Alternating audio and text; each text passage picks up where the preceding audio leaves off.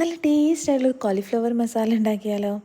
അപ്പോൾ അതിനായിട്ട് എണ്ണ ചൂടായതിന് ശേഷം 2 വലിയ സവോള, 2 പച്ചമുളക്, ഇഞ്ചി വെളുത്തുള്ളി പേസ്റ്റും ചേർത്ത് നന്നായി മിക്സ് ചെയ്തെടുക്കുക. അതിനുശേഷം മുളക് പൊടി, മല്ലിപ്പൊടി, ഗരം മസാല, പെരുംജീരകം, മഞ്ഞൾപ്പൊടി എന്നിവ ചേർക്കണം. പെരുംജീരകത്തിന് പൊടി ചേർത്താൽ മതി കേട്ടോ. അതില്ലാത്തത് കാരണമാണ് മുഴുവനായിട്ട് ചേർത്തത്. ഉപ്പ് ചേർത്ത് ഇളക്കിയതിന് ശേഷം പൊടികളൊക്കെ ഇട്ട് നന്നായി മിക്സ് ചെയ്യുക. അതിൻ്റെ ഒരു പച്ചമണം മാറിയതിന് ശേഷം വലിയൊരു തക്കാളി മുറിച്ച് ചേർക്കുക. ഇനി തക്കാളി വെന്ത് കിട്ടണം.